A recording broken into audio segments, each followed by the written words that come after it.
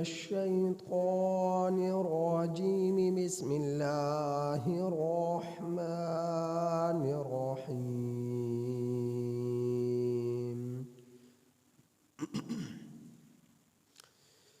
إذ تصعدون ولا تلوون على أحد والرسول يدعوكم في أخراكم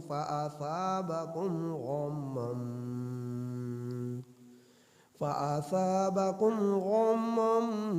بغم لكي لا تحزنوا على ما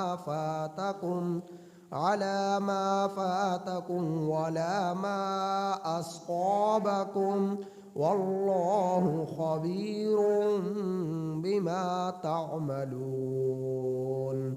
ثم أنزل عليكم من بعد الغم أمنة نعاسا يغشى طائفة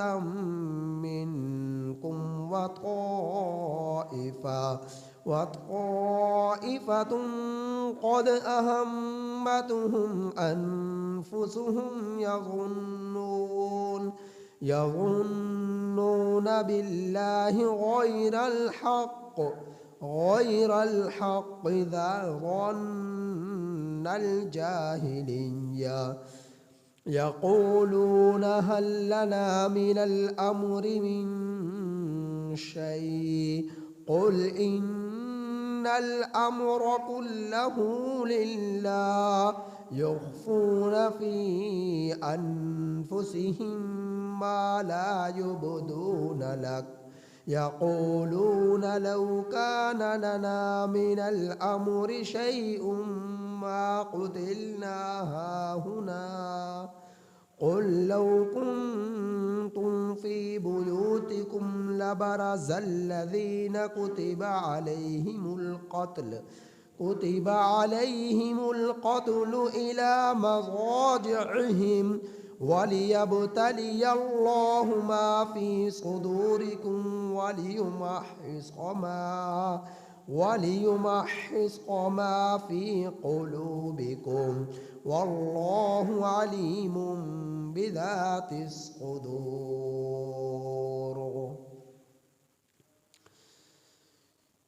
سورہ آل عمران کی آیت نمبر 53 تا 54 آپ حضرات کے سامنے تلاوت. یہ سورہ آل عمران کی آیت نمبر 53 تا 54 آپ حضرات کے سامنے تلاوت. ان آیات کریمہ میں بھی غزوہ احد کا ذکر ہے. چونکہ پیچھے سے ہی غزوہ احد کا ذکر چلا آ رہا ہے تو ابھی تک وہ اپنے اختتام پر نہیں پہنچا، تو ان آیات کریمہ میں بھی غزوہ احد کا ذکر ہے. ترجمہ ان آیات کریمہ کا یہ ہے، اذ تصعدون، جس وقت تم لوگ پہاڑ کی بلندی پر چڑھے جا رہے تھے. اذ تصعدون، جس وقت تم لوگ چڑھے جا رہے تھے. ولا تلوون علی احد، اور تم میں سے کوئی ایک بھی پیچھے مڑ کر نہیں دیکھ رہا تھا. والرسول یدعوکم، اور رسول تمہیں بلا رہے تھے. فی اخراکم، تمہارے پیچھے کی صف سے. فاصابکم، پھر پہنچایا تمہیں. غمم بغم، غم پر غم، پھر پہنچا تمہیں غم پر غم. لکی لا تحزنوا، تاکہ نہ ہو تم لوگ غمگین. علی ما فاتکم، ان چیزوں پر جو تم سے چھوٹ چکی. ولا ما اصابکم، اور اس تکلیف پر جو تمہیں پہنچ چکی، واللہ خبیر بما تعملون، اور اللہ تعالی خبر رکھنے والا ہے ان کاموں کی جو تم لوگ کرتے ہو۔ ثم انزل علیکم، پھر اتارا تم پر، من بعد الغم، اس غم کے بعد، امن، نعاسن، اونگ سی، یا غشا جس نے ڈھانپ لیا، طائفہ ایک جماعت کو، منکم تم میں سے، جس نے ایک جماعت کو، ایک گروہ کو تم میں سے ڈھانپ لیا، وطائفہ اور ایک گروہ، قد ہمتہم تحقیق ان کو وہ پریشان ہو گئے، انفسہم اپنے جیوں میں،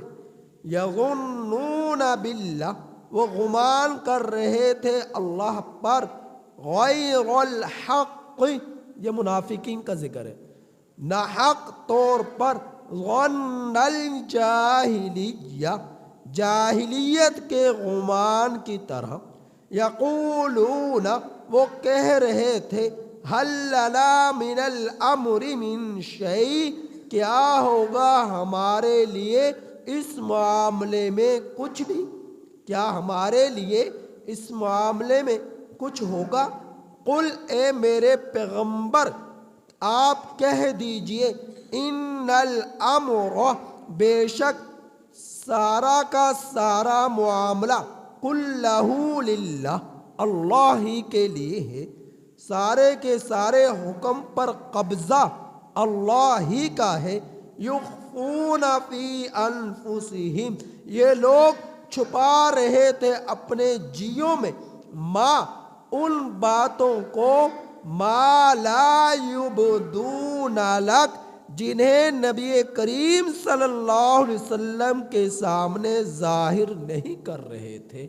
یقولون وہ کہہ رہے تھے، لو کان لنا من الامر شیء کاش کہ ہوتا ہمارے لیے اس معاملے میں کچھ، ما قتلنا ہاہنا تو ہم یہاں قتل نہ کیے جاتے، قل لو کنتم آپ کہہ دیجئے کہ اگر تم فی بیوتکم اپنے گھروں میں ہوتے، لبرز الذین کتب علیہم القتل تو البتہ نکلتے وہ لوگ کہ جن پر لکھ دیا گیا القتل قتل ہونا، الی مضاجعہم اپنی جگہوں کی طرف، وَلِيَبْتَلِيَ اللَّهُ اور تاکہ اللہ امتحان لے ان باتوں کا، ما فی صدورکم جو تمہارے سینوں میں ہے، وَلِيُمَحِّصَ اور تاکہ اللہ خالص کر دے ان باتوں کو، ان لوگوں کو، ان چیزوں کو، ما فی قلوبکم جو تمہارے دلوں میں ہے، واللہ علیم اور اللہ تعالی خوب جانتا ہے، بذات الصدور سینوں کی باتوں کو۔ اللہ اکبر۔ ان آیات کریمہ میں مسلمان اور منافقین اللہ جل جلالہ نے غزوہ احد میں منافقین جو واپس پلٹ کر آگے اور مسلمان جو وہاں موجود تھے ان کے متعلق گفتگو فرمائی ہے۔ پچھلی آیات کریمہ میں چونکہ آپ غزوہ احد ہی کا تذکرہ سنتے چلے آ رہے ہیں، تو پچھلی آیات کریمہ میں جو سب سے اخیر کی آیت تھی، وَلَقَدْ صَدَقَكُمُ اللَّهُ، اس آیت کریمہ کے تحت کچھ مختصر سا کل بیان کیا تھا۔ اس آیت کریمہ میں اللہ نے بیان فرمایا کہ اللہ نے سچ کر دکھایا اپنا وعدہ کہ تم جس وقت اللہ کے حکم سے کافروں کو قتل کر رہے تھے، اللہ نے وعدہ کیا تھا کہ میں تمہاری مدد کروں گا، تمہاری نصرت کروں گا۔ پھر اللہ نے فرشتوں کی فوج اتاری اور 700 کا لشکر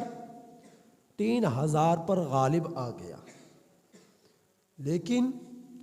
اللہ تعالیٰ نے اسی آیت کریمہ میں آگے بیان فرمایا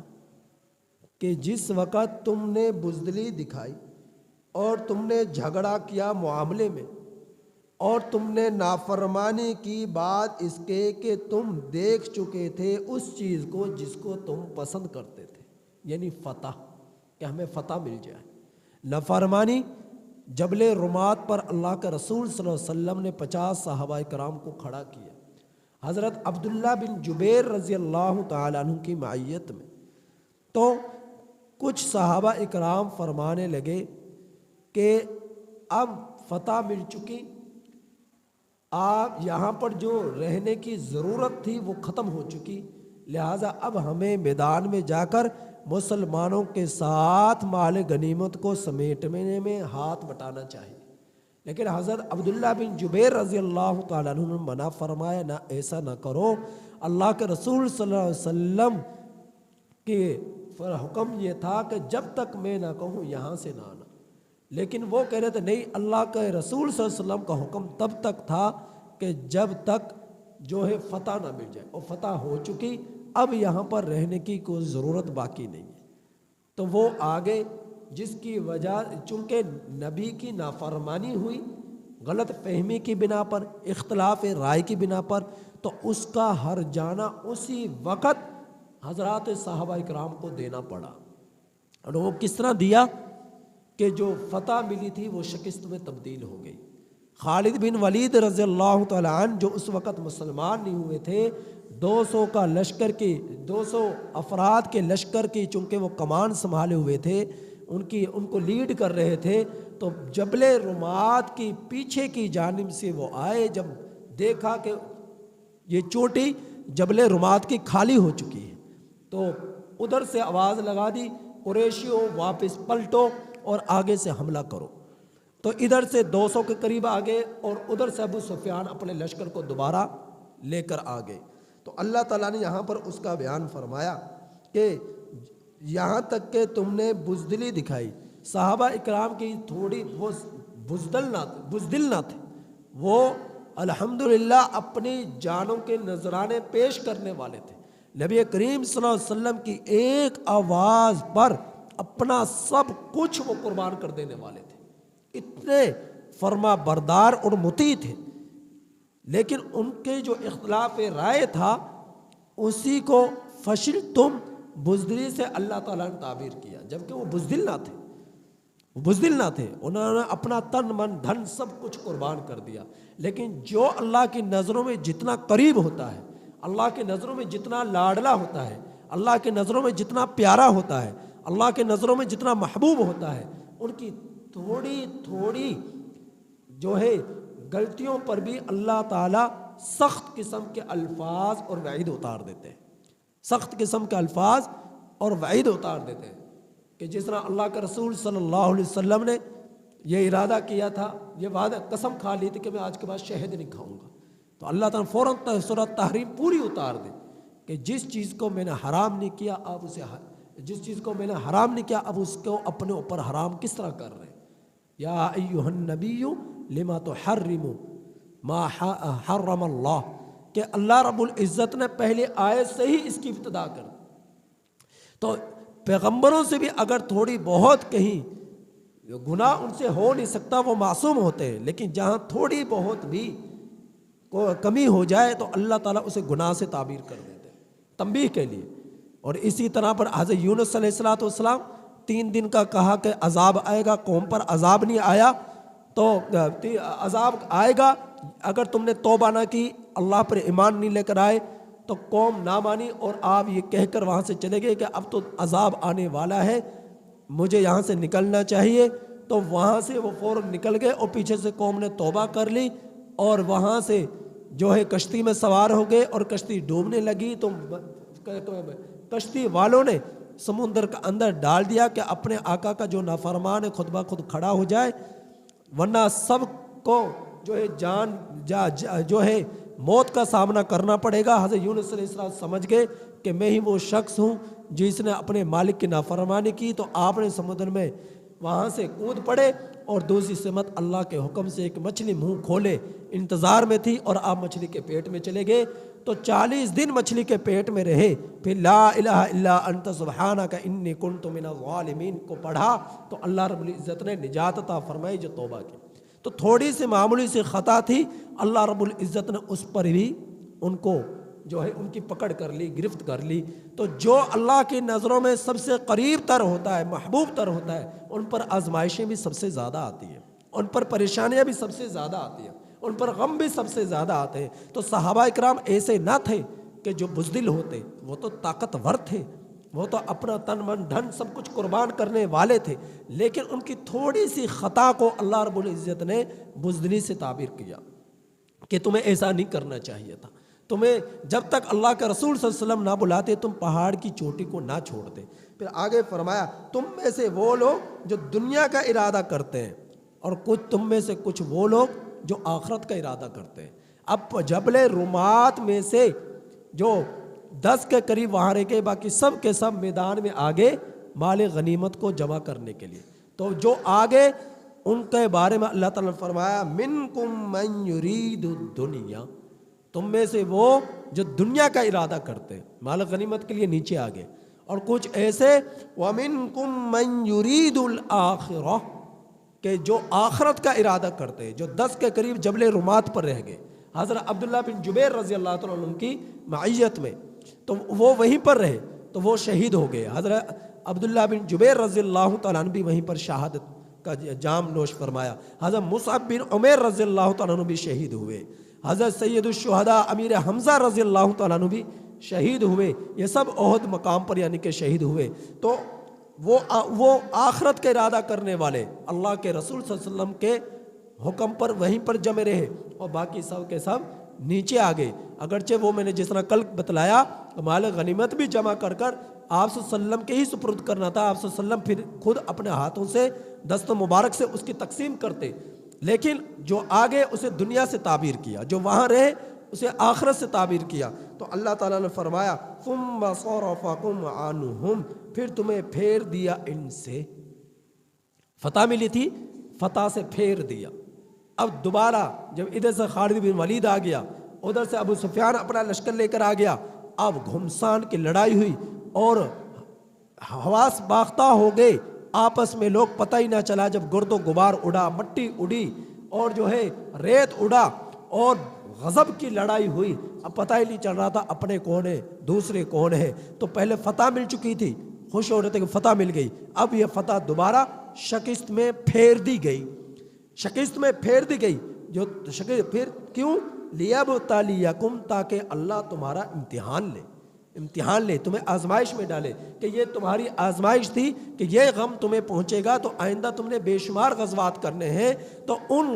یہ غم جب پہنچ چکے، یہ پریشانی آ چکی، تو آئندہ آنے والی پریشانیوں کا جب سامنا ہو تو تمہیں وہ پہاڑ جتنی نہ معلوم ہو، پہاڑ جتنی محسوس نہ ہو، تم جو ہے کشادہ دل سے ان کو بخوشی قبول کرو، ان کا سامنا کرو۔ تو اللہ رب العزت نے اس غم کے آزمائش میں تمہیں ڈالا، اور پھر وَلَقَدْ عَفَا عَنْكُمْ، اللہ نے تمہیں معاف بھی کر دیا،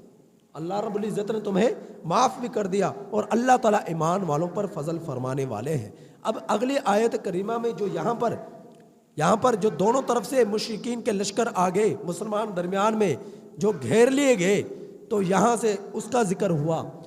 آپ جانتے ہیں اللہ کے رسول صلی اللہ علیہ وسلم نے جس لڑائی کے اندر، جنگ کے اندر خود شرکت کی،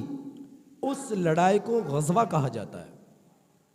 اور جس لڑائی میں، جنگ میں اللہ کے رسول صلی اللہ علیہ وسلم نے شرکت نہ کی، اس لڑائی کو سریہ کہا جاتا ہے۔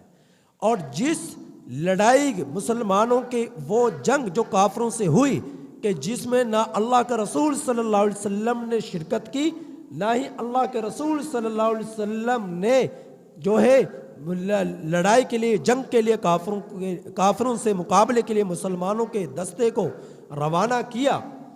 تو ایسی لیکن مسلمان لڑے اور آج تک کافروں سے لڑتے ہیں اور سرحدوں پر کھڑے ہو کر جو ہے اپنے مسلمان سلطنت کی حفاظت کرتے ہیں، رعایا کی حفاظت کرتے ہیں، تو ان تمام لڑائیوں کو جہاد کہا جاتا ہے جو قیامت تک پیش آئیں گی۔ تو جو اب مسلمان کافروں سے مقابلہ کرتے ہوئے اعلاء کلمت اللہ کے لیے لڑتے ہیں تو اس لڑائی کو جہاد کہا جاتا ہے، جس میں اللہ کے رسول صلی اللہ علیہ وسلم نے خود شرکت کی، اس لڑائی کو غزوہ کہا جاتا ہے۔ اور جس لڑائی میں اللہ کے رسول صلی اللہ علیہ وسلم نے شرکت نہ کی بلکہ مسلمانوں کو روانہ کیا کافروں سے مقابلے کے لیے مجاہدین کے دستے کو، تو اس لڑائی کو سریہ کہا جاتا ہے۔ اللہ کے رسول صلی اللہ علیہ وسلم کی زندگی مدینہ المنورہ کی 10 سالہ ہے۔ 10 سالہ مدنی زندگی میں 1 سال نکال کر 9 سال ایسے گزرے کہ جن 9 سالوں میں کوئی سال ایسا نہ تھا جس میں اللہ کے رسول صلی اللہ علیہ وسلم نے خود غزوے میں شرکت نہ کی ہو، یا ایسی لڑائی کہ جس میں اللہ کے رسول صلی اللہ علیہ وسلم نے صحابہ اکرام کو روانہ نہ کیا ہو۔ تقریباً 27 کے قریب غزوات تھے جو 9 سالوں میں اللہ کے رسول صلی اللہ علیہ وسلم نے کیے، جن میں خود اللہ کے رسول صلی اللہ علیہ وسلم نے شرکت کی۔ 27 کے قریب غزوات تھے مدنی زندگی میں، چونکہ جہاد فرضی مدنی زندگی میں ہوا ہے، مکی زندگی میں تو صبر تھا، صبر کی تلقین تھی، اور جو ہے کھل کر جو ہے کلمے کی دعوت کا بھی اعلان نہ تھا، بعد میں اجازت ملی۔ مدنی زندگی میں کھل کر دین کی دعوت دی جانے لگی، خطوط بھیجے جانے لگے، اور جہاد کیے جانے، غزوات کیے جانے لگے، سریے کیے جانے لگے۔ تو 9 سالہ جو زندگی تھی اللہ کے رسول صلی اللہ علیہ وسلم کی، وہ غزوات سے بھری ہوئی۔ آپ یوں کہہ لیں کہ اوسطاً 1 سال میں 3 غزوات ہوا کرتے تھے، اوسطاً 1 سال میں 3 غزوات ہوا کرتے تھے۔ تو اس طرح 9 سالوں میں 27 غزوات ایسے تھے جس میں اللہ کے رسول صلی اللہ علیہ وسلم نے خود شرکت کی، اور تقریباً طرفین سے 1043-44 کے قریب، 43-44 کے قریب جو ہے طرفین کے افراد مارے گئے، مسلمان شہید کیے گئے اور کافروں کے لوگ مارے گئے۔ 1043-44 کے قریب ان 10 سالوں 9 سالوں میں، آپ یہ اندازہ کریں۔ تو اللہ رب العزت نے ان آیات کریمہ میں وہ کیفیت بتلائی کہ جب ادھر سے خالد بن ولید کا لشکر آ گیا، دوسری سمت ابو سفیان کا لشکر آ گیا، درمیان میں مسلمان پھنس گئے، اور انہوں نے مسلمان سوچ بھی نہیں سکتے تھے کہ دوبارہ کافر پلٹ کر آ سکتا ہے۔ تو اس وجہ سے جانوں کے لالے پڑ گئے، اور گھبراتے ہوئے پریشانی کی حالت میں کچھ صحابہ اکرام احد پہاڑ کی چوٹی پہ چڑھنے لگے۔ اذ تصعدون، جس وقت تم چڑھ رہے تھے پہاڑ کی بلندی پر، اور تم مڑ کر بھی نہیں دیکھ رہے تھے پیچھے سے۔ ظاہر ہے جب تلوار گردن پر آ جائے تو پھر جان بچانا ہی، یہ میدان جہاد میں لڑائی کا مستقل ایک باب ہے، اس میں یہ سارے آداب اور احکامات بیان کیے گئے ہیں جن کے ابھی بیان کرنے کا وقت نہیں ہے۔ تو بسا اوقات ایسی نوبت آ جاتی ہے کہ واپس پلٹنے کی ضرورت پڑ جاتی ہے، لیکن واپس پلٹنا بزدلی کی وجہ سے نہیں، اس وجہ سے کہ اپنے مقام پر جا کر دوبارہ سے تیار ہو کر ان سے مقابلہ کریں گے، یا پھر کوئی ایسا ہیلا اختیار کر کر پلٹ کر ان پر وار کریں گے۔ تو اس وجہ سے تھوڑی دیر کے لیے پیچھے کی طرف آ جانا، اگر پیچھے نہ آئے تو پتہ ہے کہ جان ہی دینا پڑے گی، لیکن پیچھے پلٹ کر دوبارہ حکمت بصیرت کے تحت دوبارہ وار کرنا، تو اس سے ہمیں فتح مل سکتی ہے، تو اس کی اجازت دی ہے اسلام نے۔ تو حضرات صحابہ اکرام رضی اللہ تعالیٰ عنہم اجمعین پہاڑ کی چوٹی پہ چڑھ رہے تھے اور پیچھے مڑ کر بھی نہیں دیکھ رہے تھے، اور اللہ کے رسول صلی اللہ علیہ وسلم چونکہ گھمسان کی لڑائی پتہ ہی نہیں چلا، افراتفری کا عالم بن گیا، تو نبی کریم صلی اللہ علیہ وسلم پیچھے رہ گئے، اور آپ صلی اللہ علیہ وسلم پر ایک بدبخت نے جو ہے وار کیا، جس سے نبی کریم صلی اللہ علیہ وسلم کے نیچے والے جو سامنے کے دندان مبارک تھے، ان نیچے والے سامنے کے دندان مبارک میں سے دائیں طرف کا جو اس سے مس ہو رہا ہے دانت، دائیں طرف کا نیچے والے 2 دانتوں کے برابر جو دانت ہے یہ شہید ہو گیا، اور دوسرے بدبخت نے آپ صلی اللہ علیہ وسلم پر وار کیا، جس سے سر مبارک پر جو کھود پھیلی ہوئی تھی وہ کٹ گئی، اور وہ کٹی تو وہ جو ہے اس تلوار کا زخم آپ صلی اللہ علیہ وسلم کے چہرے پر بھی آیا، اور آپ صلی اللہ علیہ وسلم کے سر مبارک پر بھی آیا، اور خون بہنے لگا۔ تو اللہ کے رسول صلی اللہ علیہ وسلم پیچھے سے آواز دے رہے تھے کہ اے ایمان والو تم کہاں بھاگے جا رہے ہو؟ اللہ تعالیٰ اسی کا بیان فرما رہے وَالرَّسُولُ يَدْعُوكُمْ فِي أُخْرَاكُمْ، اور رسول تمہیں بلا رہا تھا تمہاری پیچھے کی صف سے، فَأَصَابَكُمْ غَمًّا بِغَمٍّ، کہ جس وقت تمہیں پہنچا غم پر غم۔ ایک غم، ایک تفسیر اس کی یہ کی گئی، ایک غم اس چیز کا کہ فتح شکست میں کے میدان میں ہمارے بہت سارے لوگ شہید کیے گئے، 70 کے قریب شہید ہوئے۔ دوسرا غم اس چیز کا کہ مال غنیمت جو ہاتھ میں آ چکا تھا، ان کے ہتھیار جو ڈھیر بن چکا تھا، میدان بھر چکا تھا کافروں کے اشیاء سے، ان کے مال سے، ان کے جو ہے جواہرات سے، ان کی تلواروں سے، نیزوں سے، ان کے جو ہے جنگی لباس سے، ان کے جو ہے پگڑیوں سے میدان بھر چکا تھا، تو وہ مال غنیمت ہاتھوں سے جا رہا تھا۔ یہ دو غم، ایک غم یہ کہ جو کہ جانوں کا نذرانہ پیش کیا، دوسرا غم اس چیز کا مال غنیمت جا رہا۔ دوسرا دو غم، دوسری تفسیر یہ کی گئی، ایک غم یہ کہ مال غنیمت بھی چھوٹا، شہداء کا نذرانہ بھی پیش کیا، اور اللہ کے رسول صلی اللہ علیہ وسلم کی نافرمانی کی بنا پر نافرمانی کی، تو اللہ کے رسول صلی اللہ علیہ وسلم کو اس چیز کا غم پہنچا، تکلیف پہنچی کہ انہوں نے میرے حکم کی عدولی کیوں کی گئی، جب تک میں نہ جس کی وجہ سے ہر جانا یہ پیش کرنا پڑا کہ اللہ کے رسول صلی اللہ علیہ وسلم نے فرمایا تم جبل رمات پر ہی رہنا، لیکن یہ اختلاف رائے کی بنا پر وہاں سے آگے، تو یہ الگ سے غم تھا نبی کی نافرمانی کی بنا پر۔ تو اللہ تعالیٰ نے فرمایا کہ تمہیں غم پر غم پہنچا، یہ کیوں پہنچا؟ اللہ کے تو علم میں تھا ایسا ہوگا، مسلمان نہیں جانتے تھے ایسا ہوگا، اللہ جانتے تھے ایسا ہوگا۔ یہ اللہ نے غم پر غم کیوں پہنچایا؟ اس وجہ سے پہنچایا۔ دوسری وجہ یہ لِكَيْ لَا تَحْزَنُوا عَلَى مَا فَاتَكُمْ، تاکہ جس طرح تمہارے ہاتھوں سے مال غنیمت چلا گیا، جس طرح تمہارے اپنے شہید کر دیے گئے، یہ غم اتنا بڑا تھا کہ اللہ تعالیٰ نے فرمایا یہ اس غم کی بنا پر اب آئندہ تمہاری زندگی میں جب بھی تمہیں غموں کا سامنا کرنا پڑے گا، شہیدوں اپنی جانوں کا نذرانہ پیش کرنا پڑے گا، تو تمہارے سامنے وہ سارے کے سب غم، ساری کی ساری پریشانیاں، ساری کی ساری تکالیف جو ہے ہیچ بن کر رہ جائے، ان کی کوئی حیثیت نہ رہے، تمہیں دوبارہ یہ تکلیف نہ محسوس ہو۔ اس وجہ سے اللہ تعالیٰ نے غزوہ احد میں یہ تکلیف پہنچائی، یہ غم پہنچایا، تاکہ مسلمانوں کے اندر صبر مضبوط ہو جائے، اور غم یہ پہنچا اس کی وجہ سے ان کے دل سینے مضبوط ہو جائیں کہ آئندہ غم بھی آئے تو یہ کمزور نہ پڑے، آئندہ تکلیف بھی آئے تو یہ کمزور نہ پڑے۔ تو اللہ تعالیٰ فرمایا لِكَيْ لَا تَحْزَنُوا عَلَى مَا فَاتَكُمْ، تاکہ تم غمگین نہ ہو ان باتوں پر جو تم سے چھوٹ چکی، وَلَا مَا أَصْابَكُمْ، اور تاکہ تمہیں وہ تکلیفیں جو یہاں پر پہنچی ہیں آئندہ جب تمہیں تکلیفیں پہنچے تمہیں وہ تکلیف محسوس نہ ہو۔ واللہ خبیر بما تعملون، اور اللہ تعالیٰ خبر رکھنے والا ہے ان کاموں کی جو تم لوگ کرتے ہو۔ اللہ تعالیٰ جانتا ہے تمہارے سینوں میں کیا ہے، تمہارے اندر کیا ہے۔ پھر آگے اللہ تعالیٰ نے فرمایا پھر اللہ نے تمہاری مدد کی۔ اب یہ جو بظاہر شکست میں تبدیل ہوئی فتح، اب اللہ کی دوبارہ مدد آئی۔ اللہ تعالیٰ نے اس ظاہری شکست کو دوبارہ فتح میں تبدیل کیا، دوبارہ فتح میں تبدیل کیا، اور فتح اسے ملی کہ کافروں کے اندر رعب ڈال دیا، کافروں کے دلوں میں رعب ڈال دیا، جس رعب کی بنا پر وہ کافر دم دبا کر وہاں سے بھاگے، میدان میں رکے نہیں، دم دبا کر بھاگے، اور فرشتوں کی مدد آئی، اور پھر وہ مارے گئے، قتل کیے گئے، وہاں پر وہ مارے گئے، قتل کیے گئے۔ تو اللہ رب العزت نے اس کا بیان فرمایا کہ پھر نازل کیا تمہارے غم کے بعد تم پر امانا، امن،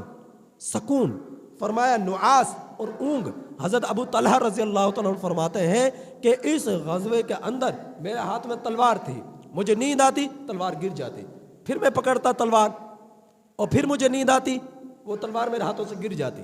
پھر میں وہ تلوار پکڑتا، پھر مجھے نیند آتی میرے ہاتھوں سے وہ تلوار گر جاتی۔ تو فرمایا کہ جنگ کے میدان میں نیند کا آنا، جنگ کے میدان میں نیند کا آنا، تو اس کے یہ جو ہے اللہ رب العزت کی طرف سے ایک عطا ہوتی ہے۔ میدان جنگ میں جب کہ کافر جو ہے ٹوٹ پڑا ہے، برس پڑا ہے، تلوار آپس میں ان کے بجنے کی آوازیں آ رہی ہیں، شور شرابہ ہو رہا ہے، ایسی حالت میں کس کو نیند آ سکتی ہے؟ ایسی حالت میں کس کو نیند آ سکتی ہے؟ تو ایسی حالت میں اگر کسی کو نیند آئے تو یہ اللہ کی طرف سے ہے۔ حضرت حسین احمد مدنی رحمۃ اللہ علیہ یہ بات فرماتے ہیں، جنگ کے میدان کے اندر اگر کسی کو نیند آئے تو یہ اللہ کی طرف سے ہے، لیکن تعلیم و تعلم کی صورت میں اگر کسی کو نیند آئے تو یہ شیطان کی طرف سے ہوتی ہے۔ جس طرح درس قرآن کے اندر نیند آ جاتی ہے، یہ شیطان کی طرف سے ہے۔ پڑھنے پڑھانے کے دوران کسی کو نیند آ جائے، یہ شیطان کی طرف سے ہوتی ہے، یہ سستی کی علامت ہوتی ہے اور شیطان کی طرف سے ہوتی ہے۔ تو میدان جہاد میں نیند کا آنا یہ اللہ کی طرف سے ہے براہ راست اور نعمت خداوندی ہے، اور تعلیم و تعلم کے دوران اگر کسی کو نیند آئے تو یہ شیطان کی طرف سے ہوتی ہے۔ تو فرمایا کہ اللہ تعالیٰ نے تم پر نیند کو اتارا، تم میں سے ایک جماعت پر نیند کو اتارا کہ وہ ڈھانپ رہی تھی تم میں سے ایک جماعت کو۔ فرمایا اور ایک جماعت تحقیق ان کو پریشان کر دیا، وہ پریشان ہو گئے اپنے جیوں میں۔ یہ منافقین کے بارے میں بات ہو رہی ہے، وہ گمان کر رہے تھے اللہ کے بارے میں ناحق طور پر، یعنی وہ کہہ رہے تھے کہ اگر یہ حق پر ہوتے تو قتل کیوں کیے جاتے، اگر یہ حق پر ہوتے جانوں کے نذرانے کیوں پیش کیے جاتے۔ اس کا مطلب یہ ہے کہ وہ حق پر ہیں، ہم لوگ حق پر ہیں اور یہ لوگ ناحق پر ہیں۔ اگر یہ حق پر ہوتے تو یہ ان کو اس قدر شہداء کا نذرانہ نہ پیش کرنا پڑتا، جانوں کا نذرانہ نہ پیش کرنا پڑتا۔ تو اس طرح کی باتیں جو ہے اللہ کے متعلق یہ منافقین کر رہے تھے۔ آپ جن کا الفاظ سے بھی سمجھ جائیں گے، وہ کہہ رہے تھے حل لنا من الامر من شیء، کیا ہے ہمارے لیے اس معاملے میں کچھ؟ آپ کہہ دیجئے بے شک سارے کا سارا معاملے کا قبضہ اللہ کے لیے، وہ جسے چاہے فتح عطا فرمائے، جسے چاہے شکست عطا فرمائے، یہ اللہ کے قبضہ قدرت میں ہے۔ تو اللہ رب العزت جسے چاہتے ہیں عزت عطا فرماتے ہیں، جسے چاہتے ہیں ذلت عطا فرماتے ہیں، جسے چاہتے ہیں فتح عطا فرماتے ہیں، جسے چاہتے ہیں شکست عطا فرماتے ہیں۔ تو یہ تو سارا کا سارا اللہ کے اختیار میں۔ وہ لوگ چھپا رہے تھے اپنی جیوں میں وہ باتیں جسے اللہ کے رسول صلی اللہ علیہ وسلم کے سامنے ظاہر نہیں کر رہے تھے، یعنی نفاق، جو اندر کفر چھپا ہوا تھا اسے چھپا رہے تھے۔ لیکن جب انہوں نے یہ اس طرح کی باتیں کی تو اللہ طرح کی جاہلیت کی طرح تو اللہ رب العزت کے پیغمبر سمجھ گئے یہ سب کے سب منافقین ہیں جو اس طرح کی باتیں کر رہے ہیں۔ تو فرما رہے یقولون، وہ کہہ رہے تھے کاش کہ ہمارے لیے ہوتا اس معاملے میں کچھ کہ ہم یہاں قتل نہ کیے جاتے، ہم یہاں قتل نہ کیے جاتے۔ انہیں لالے پڑ گئے تھے اس بات کے کہ اب یہ لوگ تو شہید کیے گئے، اور جب کیونکہ مدینہ میں خبریں ایک ایک پل کی خبر پہنچ رہی تھی مدینہ المنورہ میں کہ اب غزوے میں یہ ہو گیا، اب جنگ میں یہ ہو گیا، اب فتح ملی، اب فتح شکست میں تبدیل ہوئی، اب شکست دوبارہ سے فتح میں تبدیل، ایک ایک پل کی خبریں پہنچ رہی تھی وہاں پر۔ تو یہ لوگ کہہ رہے تھے وہاں پر بیٹھے، یہاں پر بیٹھے کہ جانوں کے لالے پڑ گئے کہ اب ان کا تو ان کے ساتھ ہم بھی گئے تھے، اب ہمیں بھی وہ نہیں چھوڑیں گے، اب ہمیں بھی وہ نہیں چھوڑیں گے، ابو سفیان، خالد بن ولید، وہ اب ہمیں بھی نہیں چھوڑیں گے۔ تو انہوں نے ان کو بھی اپنے کہ ہم ان کے ساتھ جو گئے تھے غزوہ احد کے میدان تک، تو اس وجہ سے وہ کہہ رہے تھے کہ کاش کہ ہمارے لیے کوئی ایسا معاملہ ہوتا کہ ہم یہاں قتل نہ کیے جاتے، یعنی ہمارے لوگ مارے نہ جاتے۔ پھر کہنے لگے لو کن، اللہ کے رسول صلی اللہ علیہ وسلم کو اللہ تعالیٰ نے فرمایا آپ ان سے کہہ دیجئے اگر تم لوگ اپنے گھروں میں ہوتے اور تمہارے مقدر کے اندر روئے قتل کے میدان میں قتل کیا جانا ہوتا تو تمہارا رب تمہیں تمہارے گھروں سے نکالتا اور میدان جہاد میں تم قتل کیے جاتے۔ جس کو جہاں موت آنا ہے یہ اللہ کے علم میں ہے۔ بسا اوقات انسان اپنے گھر میں موجود ہوتا ہے، گھر میں بیٹھے بٹھائی موت آ جاتی ہے۔ بسا اوقات انسان گھر سے نکلتا ہے، میدان جہاد میں چلا جاتا ہے، کافروں سے لڑتا ہے، جس طرح حضرت خالد بن ولید رضی اللہ تعالیٰ عنہ کے بارے میں جیسے بتلایا جا چکا، بدن پر کوئی ایسا حصہ نہ تھا جس پر تیر، تلوار، نیزے کا زخم موجود نہ ہو، لیکن موت کہاں آئی؟ بستر پر۔ موت کہاں ہے؟ بستر پر۔ تو موت جہاں جس صورت میں آنی ہے وہ اللہ کے علم میں ہے۔ تو یہ منافقین موت سے ڈر کر اپنے گھروں میں بیٹھے تھے اور مسلمانوں کے ساتھ میدان جہاد میں شریک نہ ہوئے تھے، اس مقصد کے تحت کہ ہم مارے نہ جائیں، ہم قتل نہ کیے جائیں۔ تو اللہ تعالیٰ فرما رہے ہیں کہ اگر تمہارے مقدر میں بھی وہاں مرنا ہوتا تو تمہارا رب تمہیں نکالتا اور تمہیں اس میدان کے اندر مخصوص جگہ پر، طے شدہ جگہ پر تمہیں موت آتی، طے شدہ جگہ پر تمہیں موت آتی۔ تو اس چیز کے دھوکے میں نہ پڑو کہ ہم گھر میں بیٹھیں گے تو موت سے بچ جائیں گے، ہم یہاں رہیں گے تو موت سے بچ جائیں گے۔ موت نے جس حالت میں، جس صورت میں، جس جگہ پر، جہاں جس بیماری میں، جس حالت میں کیفیت کے ساتھ آنا ہے وہ اسی حالت اور اسی کیفیت کے ساتھ آئے گی، اور یہ اللہ کے علم میں ہے۔ تو اللہ تعالیٰ فرما رہے، اللہ تعالیٰ جو ہے یہ نکالتا تمہیں تمہارے گھروں سے قتل کی جگہ پر، اور تاکہ اللہ آزمائے ان باتوں میں جو تمہارے سینوں میں ہے اور خالص کر دے ان باتوں کو جو تمہارے دلوں میں ہے۔ تو اللہ رب العزت نے ایمان والوں کو ایمان کو پختہ کر کر ظاہر کر دیا اور منافقین کے نفاق کو پوری طرح ظاہر کر دیا۔ اب پتہ چل گیا یہ پکے مسلمان تھے جو میدان جہاد میں جم کر جنہوں نے مقابلہ کیا، میدان نہ چھوڑا، ان کا ایمان اسی قدر مضبوط ہوتا چلا گیا، اللہ نے ان کے ایمان کو مضبوط کر دیا۔ اور دوسری طرف منافقین تھے، ان کا نفاق پوری طرح دلوں میں پیوست ہو چکا تھا، تو اور وہ بزدل ہو چکے تھے، تو اللہ رب العزت نے ان کے نفاق کو پوری طرح ظاہر کر دیا تھا۔ اب ایمان والوں کا ایمان مزید اللہ کی مدد و نصرت کو دیکھ کر پختہ ہو گیا، اور منافقین کا نفاق پوری طرح مسلمانوں کے سامنے ظاہر ہو گیا۔ واللہ علیم بذات الصدور، اللہ تعالیٰ خوب جانتا ہے سینوں کی باتوں کو، وہ سب کچھ جانتا ہے۔ لہٰذا ہمیں دھوکے میں نہیں پڑنا چاہیے۔ کہیں بھی ہم لوگ ہوں، ہم اس چیز ڈر کے زندگی گزاریں کہ ہمارا رب ہمیں دیکھ رہا ہے، کہیں اپنے رب کے حکم کو نہ توڑے، چاہے گھر میں ہوں، شہر میں ہوں، بازار میں ہوں، اور دکانداری میں ہوں، تجارت میں ہوں، کہیں بھی ہوں، یہ ہمیشہ اپنے دل کے اندر اس چیز کا مراقبہ رکھنا کہ میرا رب مجھے دیکھ رہا ہے۔ جب اس چیز کا یقین دلوں میں آ جائے گا، پھر کوئی شخص کسی کو دھوکہ نہیں دے گا، پھر کوئی شخص کسی سے جھوٹ نہیں بولے گا، پھر کوئی شخص امانت میں خیانت نہیں کرے گا، پھر کوئی شخص تجارت میں بددیانتی نہیں کرے گا، اور ڈر کر بندوں کے حقوق کو بھی پورا کرے گا، اللہ کے حق کو بھی پورا کرے گا، کبھی اپنے رب کی نافرمانی نہیں کرے گا۔ آج ہماری حالت صرف یہی ہو چکی ہے کہ ہم کہتے تو ہیں اللہ سے ڈر ہے، لیکن ہم ڈرتے نہیں ہیں۔ ہم کہتے تو اللہ دیکھ رہا ہے، لیکن ہم اس دھوکے میں کہ اللہ نہیں دیکھ رہا، اسی وجہ سے ہم اللہ کی نافرمانیاں کرتے ہیں، معصیت کی دلدل میں ہم دھس چکے ہیں۔ اللہ تعالیٰ سے دعا ہے کہ اللہ تعالیٰ ہم میں سے ہر ایک کی حفاظت فرمائے۔